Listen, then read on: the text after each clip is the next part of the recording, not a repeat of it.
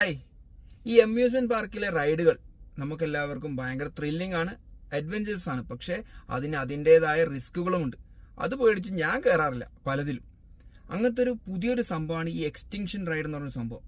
ഈ റോളർ കോസ്റ്ററിനെക്കാട്ടി ഭയങ്കര അഡ്വഞ്ചേഴ്സ് ആണ്. ഒരു പെൻഡുലം പോലത്തെ സാധനത്തിന്റെ ഒരു തല്ലത്ത് ആൾക്കാർ ഇരുന്ന് 360 ഡിഗ്രിയിൽ ആളെ മൊത്തത്തിൽ അങ്ങ് കറക്കിയെടുക്കും. അത് കറങ്ങി വരുമ്പോൾ നമ്മൾ ഒരു പോയിന്റിലെത്തുമ്പോൾ നമ്മളെ തല നേരെ തിരിഞ്ഞിട്ടാണ്ടാവുക. ഈ ഒരു റൈഡ് അമേരിക്കയിൽ ആൾക്കാർ ആ ഒരു പോയിന്റിൽ എത്തിയിട്ട് അവിടെ അങ്ങ് സ്റ്റക്കായി പോവുകയാണ്. ആളുകൾ വിചാരിച്ചത് അങ്ങനെയാണ് ആ റൈഡിൻ്റെ ഇത്. പക്ഷേ അരമണിക്കൂറാണ് അവരവിടെ സ്റ്റക്കായി പോയത്. അരമണിക്കൂർ തല തിരിഞ്ഞു വെച്ച് നമ്മളെ തല താഴോട്ടായുള്ള അവസ്ഥയൊന്ന് ചിന്തിച്ചു നോക്കിയേ. പിന്നെ റെസ്ക്യൂ ടീമും കാര്യങ്ങളൊക്കെ വന്നിട്ടാണ് അവരെ രക്ഷപ്പെടുത്തി തിരിച്ച് ആ നോർമൽ പൊസിഷനിലേക്ക് കൊണ്ടുവന്നത്. ആളെ ഭയമൊന്നുമില്ല, അവരെപ്പാട് ഹോസ്പിറ്റലിലേക്കെല്ലാം കൊണ്ടുപോയി.